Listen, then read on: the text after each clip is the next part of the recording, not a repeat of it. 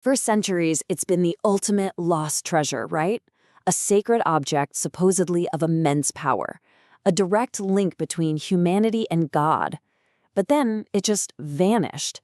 So today, we're diving into one of history's most captivating and enduring mysteries, the Lost Ark of the Covenant. I mean, the story is just incredible. We're talking about an artifact that was said to part rivers, level city walls, and literally strike down anyone who disrespected it. This thing was so holy, it was kept in the most sacred place on Earth. And yet, somewhere around 586 BCE, it disappears from the historical record. Just gone. Which leaves us with the one giant question: what on earth happened to it? And it's a keel, it has not faded one bit. Whether you know it from scripture or from a certain fedora-wearing archaeologist, the Ark of the Covenant is just one of those things that sits in our collective imagination as both a holy relic and, let's be honest, a legendary prize. So, to have any chance of figuring out where it went, we first need to understand exactly what it was we're looking for. What was its purpose? What was it made of? And what was inside it?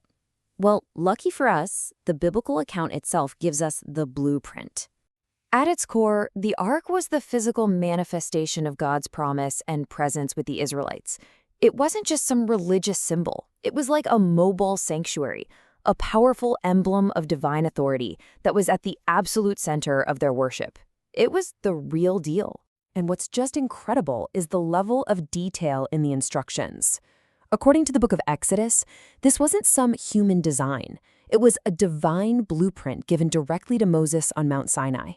Every single element was specified, right down to the materials: acacia wood covered in pure gold, and these angelic cherubim hammered from gold to watch over the top.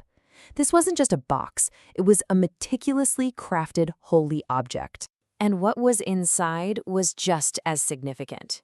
The Ark held 3 incredibly sacred items.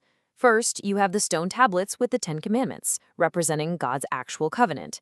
Second, a golden pot of manna, that miraculous food that fed the Israelites in the desert, a constant reminder of God's protection.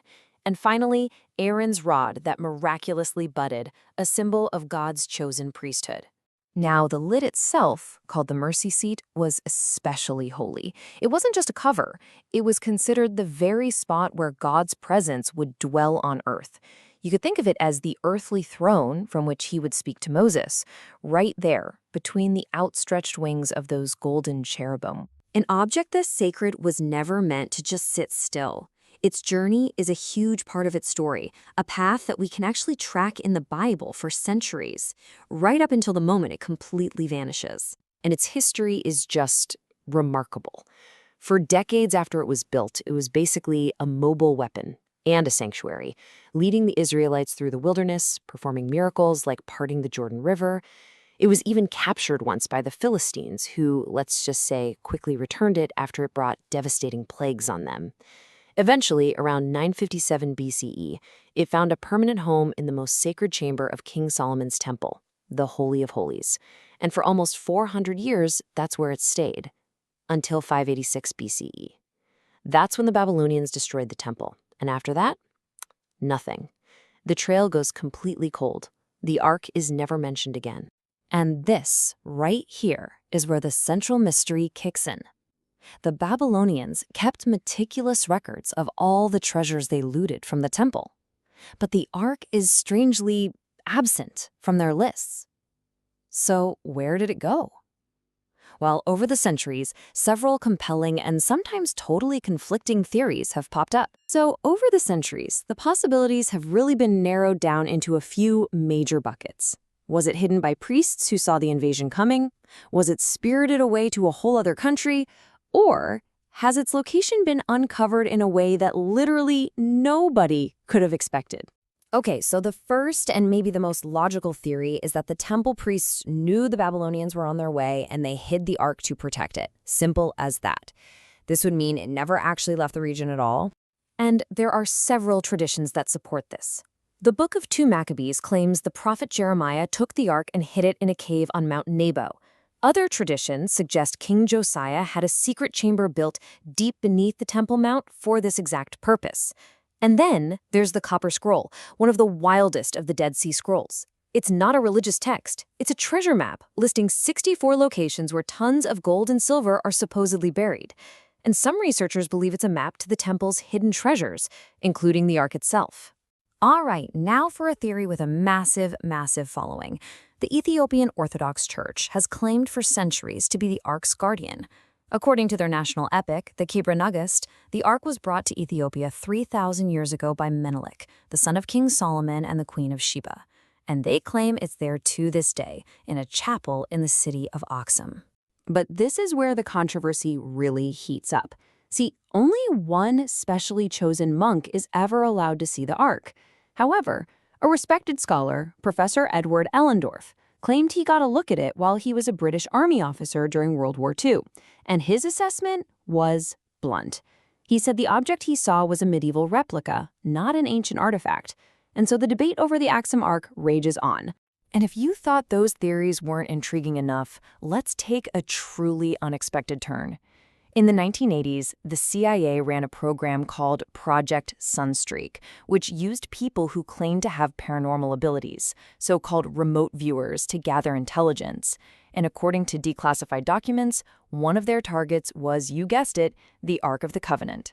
The description recorded in the file is just bone-chilling. The psychic, given nothing but coordinates, described a container hidden underground, dark and wet. They saw people nearby speaking Arabic, and they wrote that the object was protected by these entities and that anyone who tried to open it would be destroyed by the container's protectors through the use of a power unknown to us. Just a bizarre modern twist in this ancient search. So, after tracing its incredible journey, looking at its divine blueprint, and exploring theories that span from ancient prophecy all the way to paranormal espionage, we're still left right where we started, facing one of history's greatest and most compelling unsolved mysteries. Here's the bottom line. Despite centuries of searching and all this speculation, there is zero conclusive archaeological proof.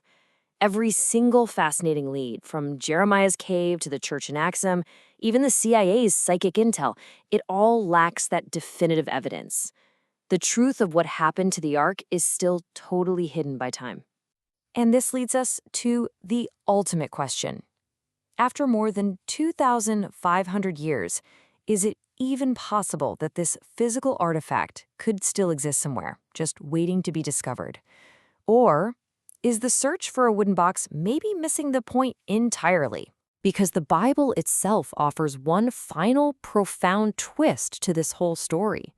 In the book of Revelation, the Ark is seen again, not on earth, but inside God's temple in heaven. This has led many to believe that the true Ark was taken up to heaven, and that the earthly search might be for an object that isn't even here anymore. Maybe the Ark's ultimate purpose was never to be an earthly treasure, but a heavenly symbol of a promise fulfilled, leaving us to wonder not just where it is, but what it truly represents.